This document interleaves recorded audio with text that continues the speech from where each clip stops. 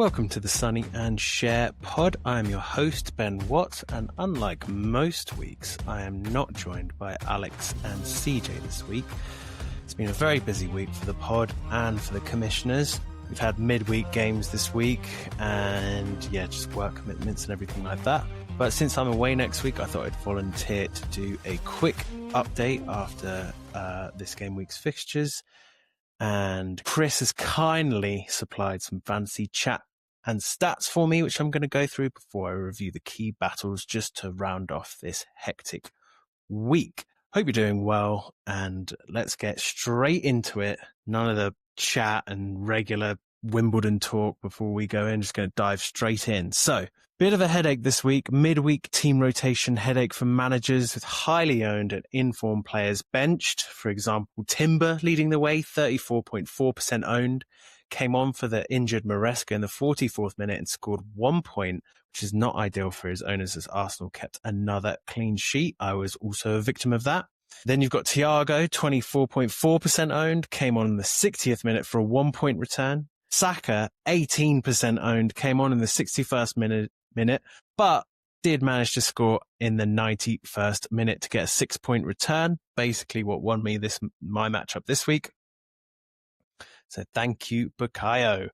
And then finally, Welbeck, 10.9% owned, came on in the 67th minute for a 1 point return. Elsewhere, we've got Elliot Anderson with 5 DEFCON points versus Wolves. First time he hasn't scored 10 or more DEFCON points in a game all season. He achieved DEFCON, the point threshold of 12 in 8 of his last 14 Premier League games this season. But the unbelievable stat is that in the other 6, where he didn't achieve that threshold of 12, he has achieved 11 out of 12, one below the threshold in 4 of those games. So he's an absolute DEFCON monster, currently averaging 12.86 DEFCON points per game. So it's really, really impressive for the Nottingham Forest midfielder and something to think about moving forward. If we move on now from the rotation headache, which screwed a lot of managers over, let's talk about top point scorers this week. And it's no surprise that Phil Foden topped the point table this week with a haul of 17 points to back up the 15 points he scored against Leeds in the previous game week. Like we've said on the pod, he does look to be back to his best and he is starting to return consistently for his owners. The big thing with Foden is minutes, and the fact that he's scored 4 in 2 games now makes him almost undroppable at the moment, with City chasing down Arsenal for the title. He's actually started every game from game week 4, which not many people know. Extremely encouraging for him, and he's still only 13% owned, which I'm sure is going to rise by the start of game week 15, especially when you consider we're all getting 5 free transfers for AFCON. Just a note about that, actually, I believe the 5 free transfers that we get come in after the deadline on Saturday, and they don't stack with anything that you have at the moment. So, for example, if you have 1 free transfer, spend it now before Saturday's deadline, and then you get another 5 straight after the deadline. Whereas if you have 1 and you don't spend it, you're not going to get 6. You're going to be capped at 5. So just something to bear in mind as you're planning your squad over the next couple of weeks.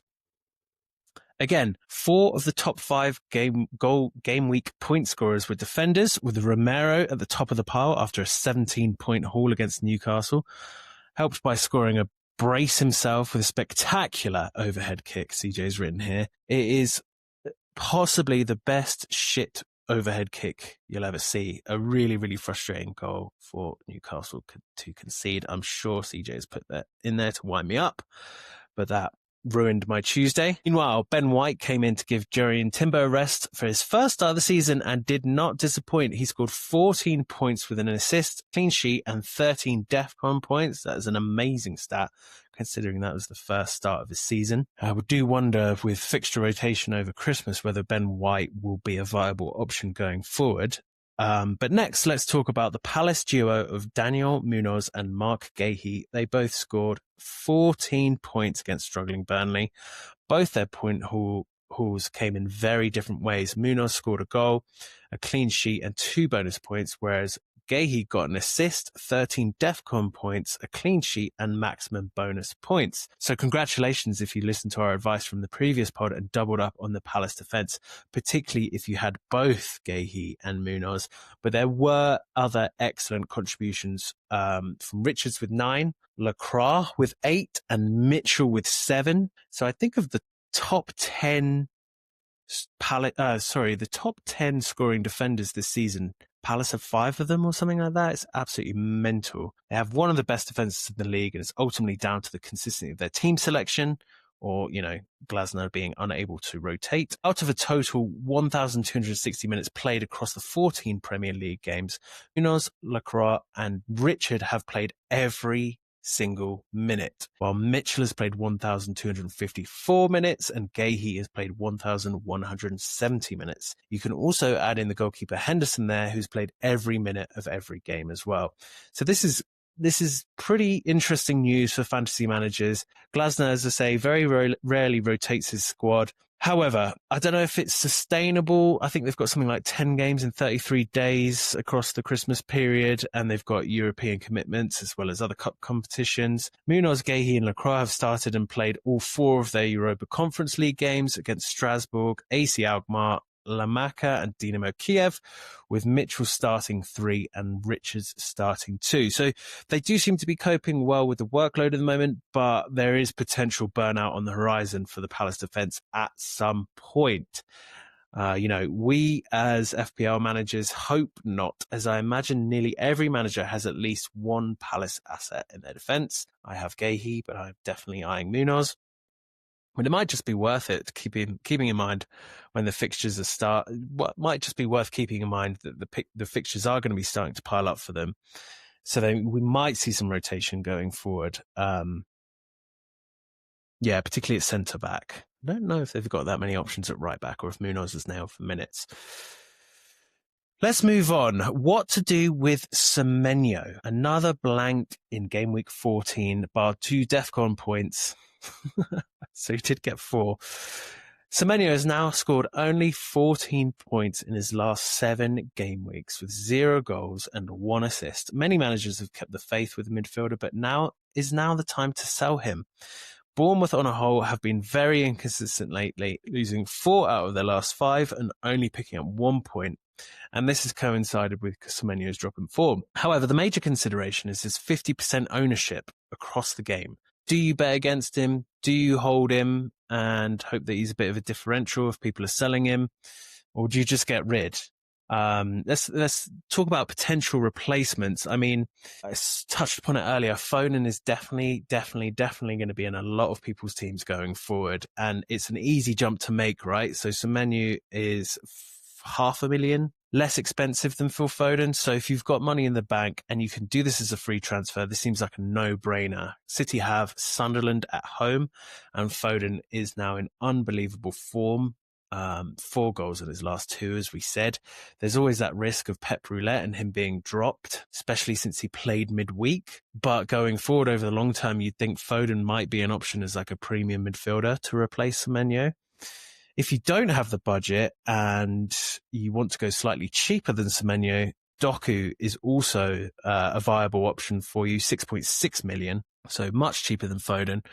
He's in excellent form for City with 23 points in his last 4 games with a goal and 2 assists in that time. He does also seem to be in Pep's strongest team at the moment and immune from the Pep Roulette. If you think about Savinho, who hasn't really impressed this season, who is now getting consistent minutes. Another potential replacement, bit of a left field one here for Semenyo, is Bruno Guimaraes, 6.7 million, only 6.9% owned, gone somewhat under the radar this season, has picked up 71 points in total across the 14 game weeks, with 3 double-digit hauls in his last 6 weeks, 2 goals, 4 assists. He's definitely worth considering with Newcastle's upcoming fixtures. We've got Burnley at home, Sunderland away, although I don't know how that's going to go, Chelsea at home, and United away, and Burnley away. We're playing Burnley twice is that right? I don't know if CJ's got that right. But it looks like we might be playing Burnley twice in the next 1, 2, 3, 4, 5 weeks, which is interesting. I don't know. Speaking personally, Bruno Guimaraes is playing a bit higher up this season as sort of like the creative midfielder in our team. He's more nailed for minutes than anybody, although he was dropped in midweek. Yeah, we'll see about that one. Another one is Pedro Neto, 7.2 million. One of Chelsea's most informed midfielders, scored 48 points in his last 7 games with 4 goals and 2 assists. Looks to have made the right side his own this season and currently looks one of Chelsea's only routes to goal. Tough fixture run though, with Newcastle and Bournemouth away in his next 3, and Chelsea's lack of consistency of late may put you off slightly. It's very true. They lost to Leeds the other day, didn't they? And we've got Palmer coming back, so I don't actually know if Pedro Neto is going to be that picked up. If we've got people dropping Semenyo, you may see people go for Palmer over Foden, I suppose. And then finally, on the list of potential replacements, Morgan Rogers, 6.9 million, still under 10% owned, starting to find his form from last year, showed what he's really about with brace against Brighton in game week 12. Villa are flying at the moment, having won 8 of the last 9 in the Premier League after that really slow start of the season. If you remember, they couldn't buy a goal. Rogers has 24 points in his last 3 games with 2 goals and an assist. You may want to wait to see more from him before you transfer him into your teams. But why not take a punt? He's still a major differential, and if it comes off, it could really help your rank. So yeah, there's 1, 2, 3, 4, 5 alternatives to Semenyo that we can start thinking about with the 5 free transfers. I know I'm probably going to completely revamp my midfield. But yeah, Semenyo looks like he's trailing off a little bit after that red hot start to the season. So there's some viable alternatives for you there. Right, let's move on to the key battles of game week 14. We start with Dassi versus Peaks. Dassi's was in 11th place and Peaks is in 3rd. High stopped me with 70 points versus Illiman's Illuminati with 71. So Peaks is peaking at the moment and absolutely flying, carrying his momentum into this match and winning by a single point against Dassi, who is also having a very decent season himself. So Lewis is one of the guys. I think Lewis has had Foden in pretty early. His faith is finally being repaid. Peaks had a Man City trio of Gvardiol, Foden, and Captain Haaland scoring 45 points between them. All the more impressive considering that Gvardiol got 0 points out of that 45, having conceded 4 goals in that Fulham game. That was a mad game, by the way. I think Rafara was absolutely tearing his hair out. Peaks also had the last-minute winner from Saka to clinch him the win here, as well as a much-lauded Palace player in the form of Richard with a total of 9 points. So had Saka not come off the bench to score, he probably would have lost this one. Similarly, something inspired Dassi to captain Pedro Neto, which is brave and a rogue shout. To be fair to Das, Neto did score, but was eclipsed by Haaland's 14-point display with 2 assists, 2 bonus points and a goal. Had he gone with Haaland captain and matched Peak's choice, then he would have won this game. In fact, Dassi's team scored really well all over the pitch, doubling up in defence with Lacroix and Guéhi for a total of 22 points. Meanwhile, his midfield pairing of Bruno Guimaraes and Morgan Rogers returned 13 points. He's ahead of the curve with our potential Semenyo replacements.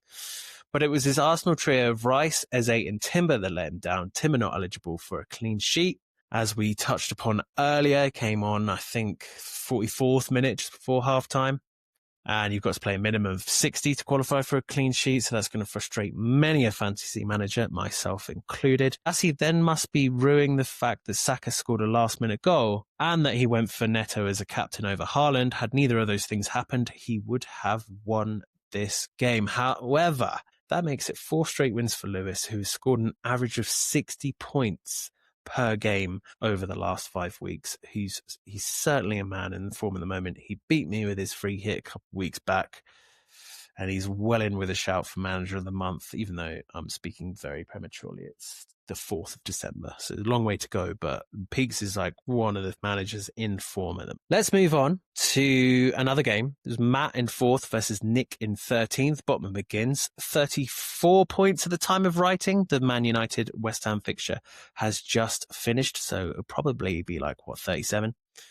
Versus rolling up in Milambo, 81 points. So Nick stormed to a comprehensive victory over Matt in this matchup. No thanks to the high-scoring trio of Munoz, Foden and Haaland, racking up 59 of his 81 points. And in fact, with Reece James not playing in the defeat against Leeds, that means Semenyo comes off Nick's bench with another 4 points, which left Matt's Man United duo of Bruno Fernandes and Mbeumo just too much ground to gain in this one for the Thursday night fixture. Speaking of this Thursday night fixture, there's some curious moves by Matt this game week. He took a 4-point hit to bring in Mbeumo and Van Dijk at the expense of Rodgers and Saliba.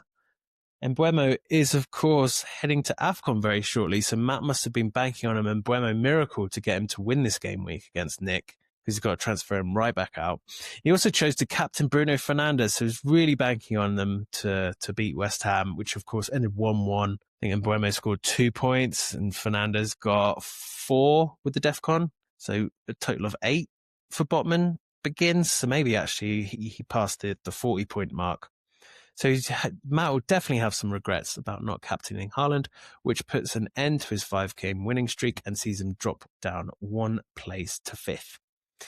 Nick, meanwhile, enjoys one of the biggest scores of the game week with a massive 81-point haul, enough to give him his 5th win in the last 8 games as he rises to 11th in the table and hunts down the playoff chasing pack. Pretty sure, I mean, it's still to be confirmed, but I'm pretty sure 81 is the highest game week score of the week in the league. So well done, Nick. We move on. There is no need for the Chronicles of Charlie Milsom this week, as his matchup with our commissioner is one of the key battles in focus.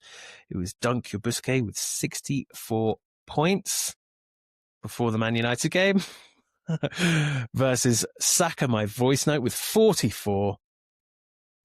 So one of the key battle is in focus this week, but you could say that Charlie was anything but focused this week because he missed the deadline to hand Alex an easy route to victory. Sarr and Senesi, both unavailable this game week, were in Charlie's starting lineup, while Mateta was left as captain and completed just 63 minutes in his fixture without scoring or assisting. And Charlie's bench was pretty ass. I think he had like Kruby Jr., Rodon, and one other player on it to replace Sarr and Senesi, so I think he'll score maybe more than 44 points in the end, but still a really, really comfortable victory for Alex. Blaming the missed deadline on his children, fellow fathers advised him on the WhatsApp group that he needs to carve out some solo time on the bog to get his fantasy team into shape. But it is hard to be too harsh on Charlie, though, as he is in the top 7% of our Spotify listeners and has tuned in to Sonny and Cher for a whopping 1,046 minutes of the podcast this year. That is 17 and a half hours of your life you will not get back, Charlie. Thank you so much. We appreciate the support. Meanwhile, Alex took a 4-point hit to bring in Bruno Fernandes and Lacroix for Grealish and Gabriel with mixed results. Lacroix got that clean sheet in 8 points. However, Grealish scored a goal and hauled a total of 11, while Bruno F had a relatively quiet game with that total of 4.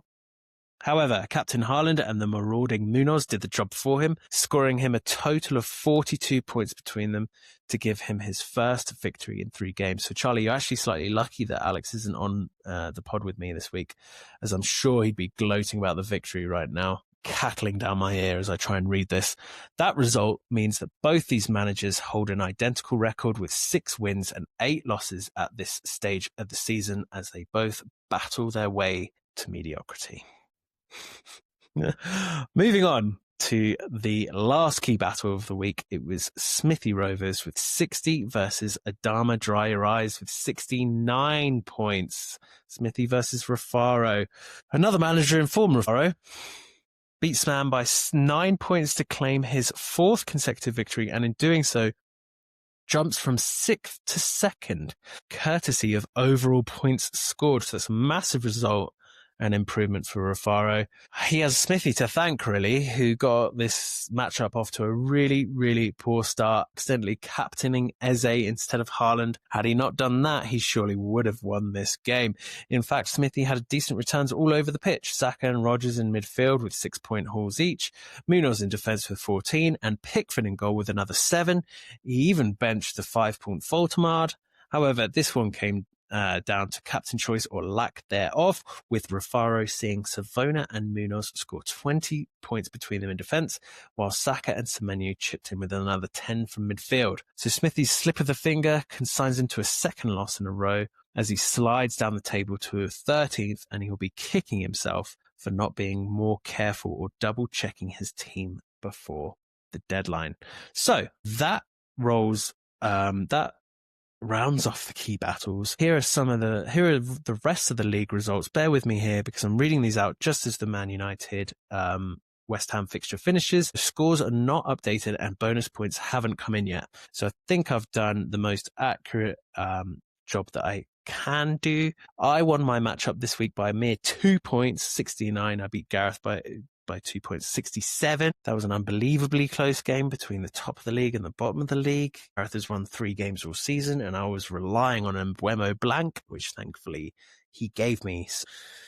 Just about snuck that one. Next is a really, really close game again. Trav with 63 points, Trot with 62. Another Eze captainer as Trot's woes continues. What is it with people captaining Eze? You need to stop trying to copy Tom. The moment is gone. He's not going to score another hat-trick out of nowhere. Speaking of Tom, though, Jennings with 53 versus Mike with 69. Tom tinkered far too much this week by taking out Haaland and leaving Romero on the bench for this one. Unlucky Tom. There were a couple of people that ditched Haaland just because he'd got on a 2-game mini drought. It seems very, very premature to me.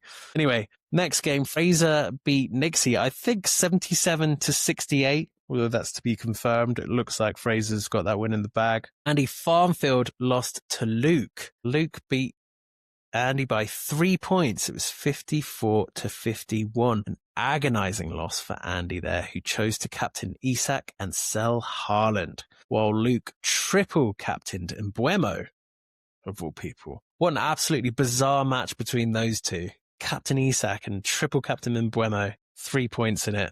It was absolutely devastating for Andy. Well done, Luke. We move on. Stu with 70 points versus Jordan with 80 as Stu continues his mission not to win Manager of the Month. Meanwhile, David lost to Connor 71-63 as Connor wins his 3rd straight game and rises to 7th. I believe he played a free hit this week. And finally, last but not least, we finish the pod with the final score of CJ with 62, Andy Jackson with 79. Unbelievable result for Andy Jackson, who has been sitting on 9 points for quite some time. Claims his 4th victory of the season. Pure head loss there for CJ. There's Andy captain Saka, right? So Andy captained Saka and his vice captain was Haaland. Had Saka not come off the bench, the armband would have gone to Haaland and Andy would have won, probably even more comfortably.